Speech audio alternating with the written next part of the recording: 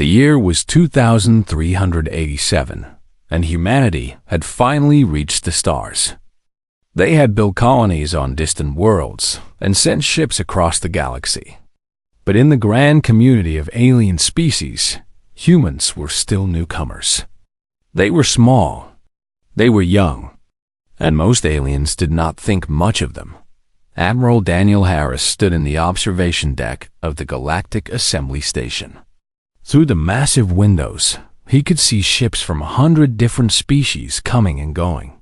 Some were beautiful, some were strange. All of them belonged to civilizations far older than Earth. Beside him stood Dr. Nathan Cole, a man who had spent his entire life studying alien languages. Nathan was tall and thin, with gray hair and tired eyes. He had translated more alien texts than anyone alive. "They still won't give us a vote," Daniel said quietly. 20 years of peace, and they still treat us like children." Nathan nodded slowly. "To them, we are children. The youngest species here is 4,000 years old. We have been in space for less than 300. Daniel was about to respond when his communicator buzzed. It was a priority signal from the docking bay. Something had arrived. They walked quickly through the curved hallways of the station. Aliens of all shapes moved around them. Some walked on two legs. Some floated. Some crawled. None of them paid attention to the two humans. When they reached the docking bay, they found chaos. Medical teams surrounded a small ship that looked like it had been torn apart by weapons fire. The hull was black with burns. The engines were dead. A Valorian lay on a stretcher. The Valorians were tall beings with blue skin and 4 arms. This one was dying. His blood, purple and thick, pooled beneath him. Nathan knelt beside the alien. The Valorian grabbed his arm with surprising strength. "They are coming," the alien whispered in broken common tongue. "The Kathrani. They destroyed our fleet. 300 ships. Coming here. Coming for all of us." The Valorian's grip loosened. His 4 eyes went dark. He was gone. Nathan looked up at Daniel. Both men understood what this meant. 1 hour later, they stood before the Galactic Council. The great chamber was filled with representatives from the most powerful species in the galaxy. Daniel had requested an emergency session, and now every eye was on him. "The Kathrani Dominion has mobilized," Daniel said, his voice firm. "A fleet of over 300 warships is heading toward this sector. We need to prepare defenses immediately."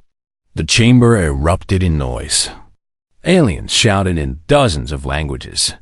Finally, the High Speaker, an ancient being made of living crystal, raised a hand for silence. "The Kathrani have treaties with us," the High Speaker said, its voice like wind through glass. "They would not dare attack protected space." "The Valorian messengers said otherwise," Daniel replied. "His people are gone, destroyed. We cannot ignore this." A Drathian ambassador rose. The Drathians were large, covered in scales, and very proud. "Perhaps the humans are trying to create panic. They have always wanted more power in this council." Daniel felt anger rise in his chest, but he kept his voice calm. "I am trying to save lives. All lives. If the Kathrani come and we are not ready, millions will die." The council debated for 3 hours. In the end, they voted against mobilization. The threat was not confirmed, they said. The treaties would hold, they said. Humanity was overreacting, they said. Daniel and Nathan left the chamber in silence. "What do we do now?" Nathan asked. "We go home," Daniel said. "We prepare. If the galaxy will not defend itself, then humanity will defend humanity." 2 days later, Admiral Harris stood on the bridge of the USS Vanguard, the flagship of Earth's defense fleet. Beside him was Commander Kate Sullivan, his tactical officer. Kate was young, barely 30, but she had a sharp mind and steady hands. "How many ships do we have?" Daniel asked. 47 combat ready," Kate replied. Another 12 in repair docks that might be operational in a week. 47 ships against 300. Daniel closed his eyes for a moment. The math was simple. The math was brutal. Captain Lisa Harmon's voice came through the communication system. She commanded the USS Sentinel, the fastest ship in the fleet. Admiral, long-range sensors are picking up something at the edge of the solar system. How many? Daniel asked. There was a pause. When Lisa spoke again, her voice was tight. Over 300 contacts, sir. They just dropped out of hyperspace near Jupiter. The bridge went silent. Every officer stopped moving. Every screen showed the same thing. A massive fleet, spreading out like a dark cloud, moving toward Earth. Daniel took a deep breath. He looked at his crew. He saw fear in their eyes. He also saw something else. Determination. Send a message to all ships, Daniel said. Tell them to form up on the Vanguard. Tell them we are not running. Tell them we are not surrendering. Kate nodded and began transmitting. Nathan, who had joined them on the bridge, stood beside the Admiral. The Council said the treaties would hold. The Council was wrong, Daniel replied. Now it is up to us. Outside the windows, the stars seemed cold and distant. Somewhere out there, an alien armada was coming to conquer Earth. They had more ships. They had better technology. They had conquered 40 star systems, but they had never faced humans before. Daniel Harris looked at the approaching enemy on his screen. His jaw tightened. Let them come, he said quietly. Let them learn what humanity is made of. The battle for Earth was about to begin. High Commander Vectros stood on the bridge of his warship, the Eternal Conquest. He was Kethrani, tall and muscular, with dark red skin and eyes that glowed like burning coals. His people had conquered 40 star systems. They had crushed species far more advanced than these humans. Open a channel to the human world, Vectros commanded. His communication officer obeyed. Within moments, Vectros was broadcasting to every screen on Earth and every ship in the human fleet. People of Earth, Vectros said, his voice deep and cold. I am High Commander Vectros of the Kethrani Dominion. Your world now belongs to us. You have 6 hours to surrender completely. If you do not, we will destroy everything you have built. Every city, every colony, every ship. There will be no mercy. There will be no escape. You have 6 hours. The transmission ended. On the bridge of the Vanguard, Admiral Daniel Harris watched the message with a calm face. Around him, his officers waited in tense silence. Send a reply, Daniel said. Kate Sullivan opened the channel. Daniel leaned forward. I, Commander Vectros, Daniel said slowly. My name is Admiral Daniel Harris. I represent the people of Earth. We do not want war. We ask for diplomatic talks. Let us discuss this like civilized beings. He knew what Vectros would think. He knew the alien would see this as weakness. That was exactly what Daniel wanted. On the Eternal Conquest, Vectros laughed. The sound was harsh and sharp. They beg for peace, he said to his officers. These humans are even weaker than I thought. Order the Vanguard to strike their outer colony. Show them what happens to those who waste my time.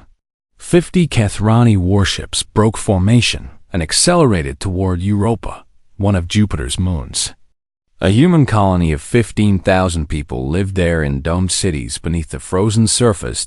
Captain Lisa Harmon received the alert on the USS Sentinel. She was closest to Europa with only 4 patrol ships. All ships, maximum speed to Europa, Lisa ordered. We have to get those people out. Her first officer, a woman named Maria Ortega, looked worried. Captain, we cannot fight 50 warships. We are not going to fight them, Lisa replied. We are going to save as many people as we can. The Sentinel and her small group raced toward Europa. They arrived just as the Kethrani vanguard began their attack. Energy weapons lit up the darkness of space. The colony shields flickered under the bombardment. Lisa opened a channel to the colony. Begin emergency evacuation. All civilians to the transport ships. We will cover your escape. On the surface, chaos erupted. Families grabbed what they could and ran to the evacuation points. Children cried. Parents shouted. But they moved. They had practiced this drill many times. Lieutenant Commander Ryan Torres led his fighter squadron out of the Sentinel's launch bay. Ryan was a skilled pilot with dark hair and quick reflexes. He had never faced real combat before today. All fighters form up on me, Ryan said into his radio. Our job is to buy time. Nothing else matters. The small human fighters charged toward the Kethrani vanguard. They were outnumbered 10-1. It should have been a slaughter, but the humans did not fight like the Kethrani expected. Ryan's squadron did not form neat lines. They scattered, twisted, and attacked from every direction. They flew dangerously close to the enemy ships, making it hard for the Kethrani to use their heavy weapons without hitting their own vessels. What are they doing?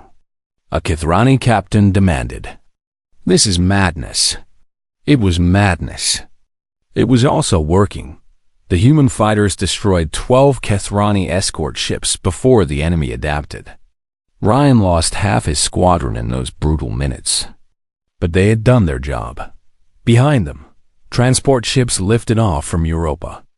12,000 civilians escaped into space, racing toward the inner planets. Lisa Harmon watched the transports clear the combat zone.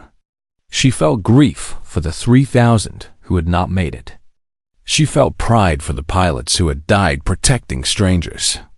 All ships, fall back, she ordered. Regroup at Mars.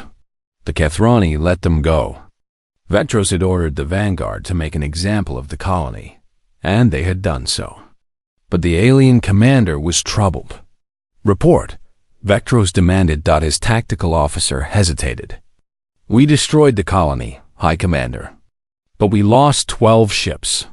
12 ships? To a handful of fighters? Their pilots flew directly into our formations. Some of them crashed their own vessels into ours rather than retreat. Vetros sat back in his command chair. He had conquered many species. Some fought hard. Some surrendered quickly. But he had never seen anything like this. Interesting, he said quietly. Near Mars, the surviving human fleet gathered. Daniel Harris counted his losses. 8 ships destroyed. Hundreds of brave men and women gone. But Europa's people were safe. Ryan Torres docked his damaged fighter in the Vanguard's bay. He climbed out slowly, his hands shaking. He had lost friends today. He had killed today. Nothing would ever be the same. Daniel met him on the deck.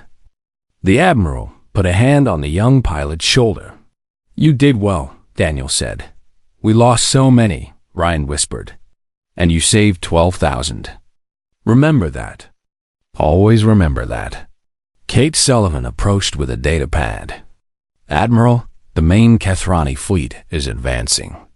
They will reach Mars in 18 hours. Daniel nodded. He looked at his tired crew. He looked at the stars through the viewport. Then we have 18 hours to prepare, he said. Get some rest. All of you. Tomorrow we fight for everything. The humans did not sleep much that night. They checked their weapons. They wrote messages to their families. They prayed to whatever gods they believed in, and when morning came, they stood ready. The Kethrani were coming. But humanity would not go quietly. Mars hung in the darkness of space like a red jewel. Around it, humanity had built its greatest defense. Orbital platforms bristled with weapons. Mining stations had been converted into fortresses. And between Mars and the approaching enemy, 40 human warships waited in silence. Admiral Daniel Harris stood on the bridge of the Vanguard. He had not slept. None of them had. There would be time for sleep later, or there would be no need for sleep at all. Status report, Daniel said. Commander Kate Sullivan checked her screens. All ships in position. Orbital platforms at full power. The Kethrani fleet will arrive in 3 hours. 3 hours. Daniel looked at the tactical display. 280 Kethrani warships against his 40. The numbers had not changed. But numbers were not everything. Dr. Amanda Price's voice came through the communication system. She was the chief engineer of the orbital platforms, a brilliant woman who had worked without rest for 2 days. Admiral, I have good news. We managed to repair 4 additional weapons platforms. That gives us extra firepower on the left flank. Good work, Doctor, Daniel replied. Every gun counts. On one of the orbital stations, Sergeant Major Kevin Park gathered his Marines. Kevin was a broad man with a scarred face and calm eyes. He had fought in wars on Earth before humanity reached the stars. Now he would fight among them. Listen up, Kevin said to his soldiers. Command wants boarding teams ready. If we can capture a damaged enemy ship, we can learn their weaknesses. It will be dangerous. It will probably be deadly. Any questions? A young private raised his hand. Sergeant Major, what if they try to board us? Kevin smiled slightly. Then we teach them why humans are not easy prey. Any other questions? No? Good. Get your gear. We launch in 2 hours. The Kethrani fleet emerged from hyperspace in perfect formation. High Commander Vectros watched his ships spread out like a great wave. He had brought enough firepower to destroy a dozen human fleets, but something troubled him. Commander Thylix approached his chair. She was younger than most officers, with pale red skin and intelligent eyes. She had studied the humans extensively. High Commander, Thylix said carefully, I have analyzed the battle at Europa. And what did you learn? The humans did not fight to win. They fought to protect their civilians. They sacrificed ships and pilots just to save lives. Vectros made a dismissive sound. Weakness. They value survival over victory. Perhaps, Thylix said, but their pilots flew into our formations without hesitation. They crashed their own vessels into our ships rather than retreat. Is that weakness? Vectros did not answer. He waved her away and focused on the approaching battle. The human fleet opened fire first. Missiles streaked across space. Energy beams cut through the void. The orbital platforms unleashed everything they had. For a moment, the darkness was filled with light. The Kethrani shields held. But Vectros noticed that the human weapons were targeting specific points. They were not firing randomly. They were testing. Interesting, he murmured. On the Vanguard, Kate Sullivan watched her screens intently. Admiral, I think I found something. Their shields flicker at a certain frequency when they redirect power. If we time our shots correctly, we might get through. Share that data with all ships, Daniel ordered. Let everyone know. The human fleet adjusted their tactics. Now their weapons fired in coordinated bursts, hitting the Kethrani shields at the exact moment of weakness. 3 enemy ships exploded in quick succession. Vectros leaned forward. How are they doing this? They are adapting, High Commander, an officer reported. They found our shield frequency, then changed the frequency. But the humans adapted faster. Every time the Kethrani adjusted, the humans found a new weakness. It was like fighting an enemy that learned with every shot. The battle raged for hours. Human ships fell. Kethrani ships fell. The space around Mars became a graveyard of burning metal. Kevin Park and his Marines launched in a small assault craft. They targeted a Kethrani cruiser that had lost engine power. The craft attached to the enemy hull, and the Marines cut their way inside. The fighting inside the alien ship was brutal. Kethrani warriors were strong, but Kevin's Marines were desperate. They fought through corridors filled with smoke and fire. They lost men at every turn, but they pushed forward. Kevin reached the enemy's data center. He downloaded everything he could onto a portable device. Ship designs, fleet positions, communication codes, everything. "We got it," he said into his radio. "Get us out of here." The surviving Marines retreated to their craft and launched away just as the cruiser exploded behind them. The information Kevin captured revealed a critical truth.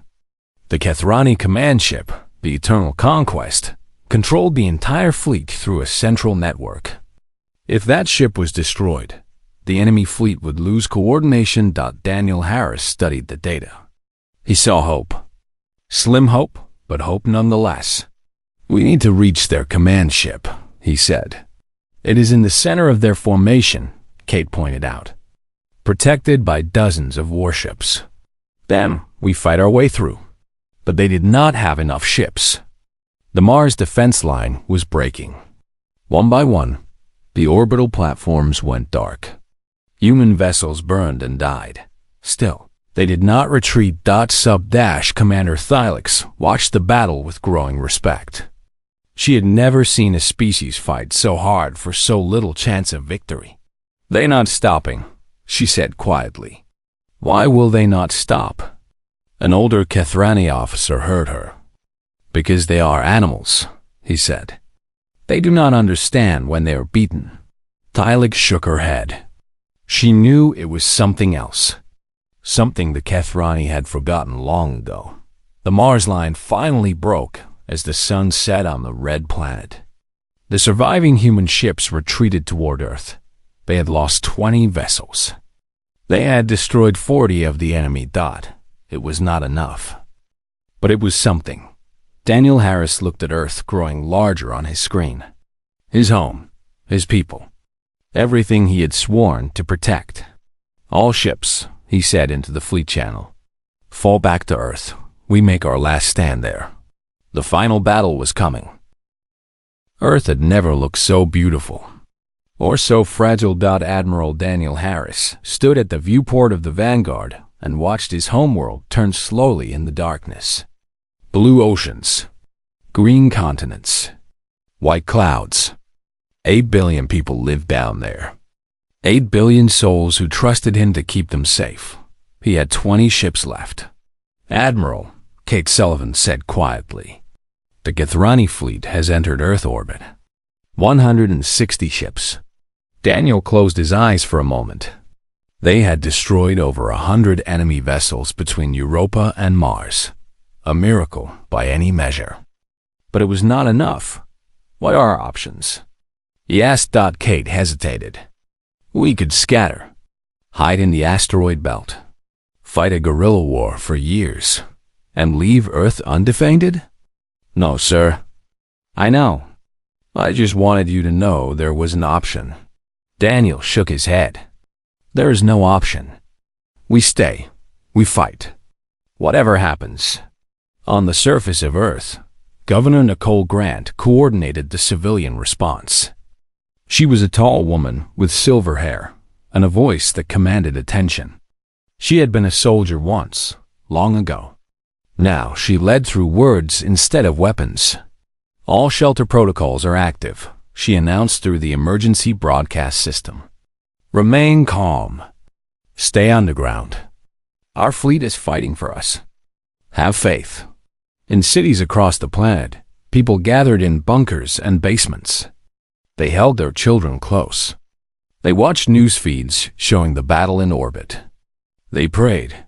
Private First Class Sam Bradley stood guard outside a hospital in New Chicago. He was 22 years old. He had joined the military to pay for college. He had never expected to face an alien invasion. His squad leader, a woman named Corporal Dana Webb, checked her weapon beside him. "Scared?" she asked. "Terrified," Sam admitted. Dana nodded. "Good. Fear keeps you sharp. Just remember why we are here. Those people inside are counting on us. Wounded soldiers. Sick children." Sick doctors trying to save lives. We'd protect them. No matter what. Sam gripped his rifle tighter. No matter what. Above them, the sky lit up with distant explosions as the battle began. High Commander Vectros watched Earth with hungry eyes. Soon this world would belong to the Dominion. Its resources would fuel Kethrani expansion. Its people would serve Kethrani masters. Launch ground assault ships, he ordered. Begin the invasion. Dozens of troop carriers separated from the main fleet and descended toward Earth. They would land in major cities. They would crush any resistance. They would show these humans the cost of defiance, but the human fleet moved to intercept. Captain Lisa Harmon pushed the Sentinel to maximum speed. Her ship cut through the formation, weapons blazing. She destroyed 3 troop carriers before the Kethrani escorts could react. All ships, target the landing craft, she called out. Keep them away from Earth. The remaining human vessels joined the desperate defense. They were outnumbered 8-1. But they threw themselves at the enemy without hesitation. Ryan Torres flew his rebuilt fighter through the chaos. He had lost his entire original squadron at Europa. His new pilots were fresh from training. They followed him anyway. Stay close, Ryan told them. Watch each other's backs. We die together or we live together. They dove toward a cluster of troop carriers. Ryan's targeting system screamed warnings. He ignored them. He fired again and again until his weapons overheated. 2 more carriers exploded. A Kethrani fighter appeared behind him. Ryan twisted his ship hard, but the enemy stayed on his tail. This was it, he thought. This was how he died. Then a human fighter slammed into the Kethrani from the side. The young pilot had sacrificed herself to save him. Ryan did not even know her name. He screamed in rage and grief and turned back to the battle dot, far from the fighting. A small observation ship watched everything. Elder Morvain sat at its controls. He was a Sylvathi, an ancient species that had chosen neutrality long ago. His people recorded history. They did not make it. The what Morvain saw today was unlike anything in his centuries of observation. The humans were dying. Ship after ship fell to Kethrani weapons. Their fleet was being destroyed before his eyes. And yet they kept fighting. They kept throwing themselves at the enemy. Not for victory. Not for glory. Simply to protect the people below. Morvain began transmitting. He sent everything he recorded to the Galactic Assembly. Let them see, he thought. Let them see what humanity truly is. On the Vanguard, Daniel Harris watched his fleet crumble. 12 ships left. Then 10. Then 8. Kate Sullivan turned to him. Admiral, Captain Harmon has a plan. She wants to strike the enemy command ship directly. That is suicide, Daniel said. She knows. She says it is our only chance. Cut off the head, and the body will die. Daniel looked at the tactical display. The Eternal Conquest sat in the center of the Kethrani formation, protected by dozens of warships. Reaching it would cost everything they had left, but if they did nothing, Earth would fall anyway. Tell her to prepare the assault, Daniel said. I will lead the distraction. Kate opened her mouth to protest, but Daniel raised a hand. That is an order, Commander. Get me Nathan Cole and a boarding team. If we are going to end this, we end it face to face. On the Sentinel, Lisa Harmon gathered her crew. You heard the Admiral. We punch through the enemy flagship. We take it or we die trying. No one asked questions. No one complained. They had all made their peace. The final assault began. The remaining human ships charged straight at the Kethrani center. They burned like meteors through the enemy formation. Ships exploded left and right. Human vessels rammed Kethrani cruisers when their weapons failed. And through the chaos, the Sentinel found a path. Lisa guided her ship toward the Eternal Conquest. Behind her, the human fleet was being annihilated. but they had done their job. They had opened the door. "Boarding team ready," Lisa announced. "May whatever gods exist have mercy on us all." The sentinel attached to the enemy flagship. The boarding team breached the hull. The final battle had begun. The corridors of the Eternal Conquest were dark and filled with smoke. Captain Lisa Harmon moved through them with her weapon raised, her boarding team close behind. Every step brought them closer to the command center. Every step might be their last. Dr. Nathan Cole stayed near the middle of the group. He carried a translator device and a small pistol he barely knew how to use. His job was not to fight. His job was to communicate. "Movement ahead," one of the Marines whispered.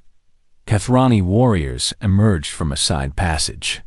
The fighting was immediate and brutal. Energy weapons flashed. Bodies fell. When the smoke cleared, 3 humans were dead. But the path was open. Lisa did not stop to mourn. There was no time. She led her team forward.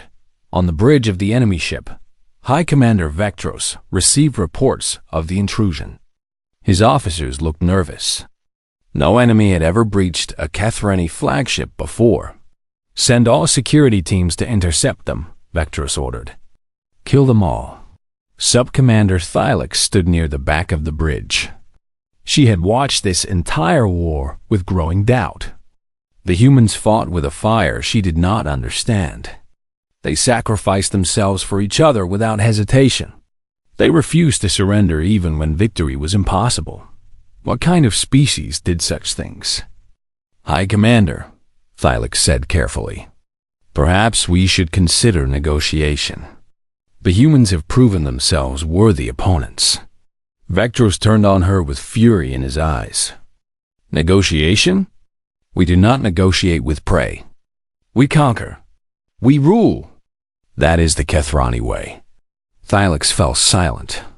But she had made her decision. Lisa's team reached the outer doors of the command center. Only 8 of them remained from the original 20. They were wounded, exhausted, and running low on ammunition. "This is it," Lisa said. "We go in hard and fast. Nathan, stay behind us until we secure the room. Everyone else, pick your targets and make every shot count." They blew the doors open and charged inside. The Kathrani bridge crew scrambled for weapons. Lisa and her team moved with desperate precision. They had trained for this. They had imagined this moment 1,000 times. Within 30 seconds, the bridge was secured. Most of the Kathrani officers were dead or wounded. Only Vectros remained standing, a ceremonial blade in his hand. "You think this changes anything?" Vectros growled.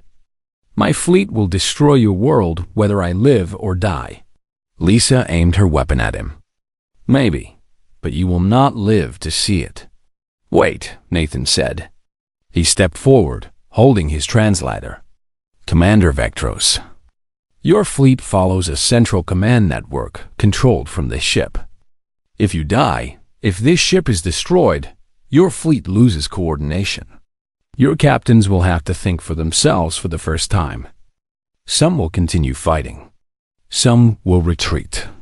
Some might even surrender." Vectros laughed. "You know much about us, human, but you do not understand the Kathrani spirit. We never surrender." "Neither do we," Lisa said. "That is the difference between us. We fight to protect. You fight to conquer. One of those things is worth dying for. The other is not." Vectros roared and charged at her with his blade raised. Lisa fired once. The shot hit his shoulder. He stumbled, but kept coming. She fired again. This time, he fell. Vectros lay on the deck, breathing hard, purple blood spreading beneath him. Lisa stood over him with her weapon aimed at his head. "Finish it," Vectros whispered. "Give me a warrior's death." Lisa looked at him for a long moment. Then she lowered her weapon. "No," she said. "You do not get to die a hero. You get to live with your failure. You get to watch your empire crumble. That is your punishment." She turned to Nathan. "Broadcast on all frequencies. Tell the Kethrani fleet that their commander has fallen. Offer them a choice. Surrender and live, or fight and die." Nathan nodded and began the transmission. Outside, the battle paused. Kethrani ships received the message. They saw their flagship captured. They saw their invincible commander defeated by a handful of humans. Some ships turned and fled into hyperspace. Some tried to continue the attack but found themselves uncoordinated and vulnerable. And some, led by Sub-Commander Thylix, powered down their weapons and sent signals of surrender. The human fleet, what little remained of it, held its fire. Admiral Daniel Harris watched from the bridge of the Vanguard. Tears ran down his face. They had lost so much.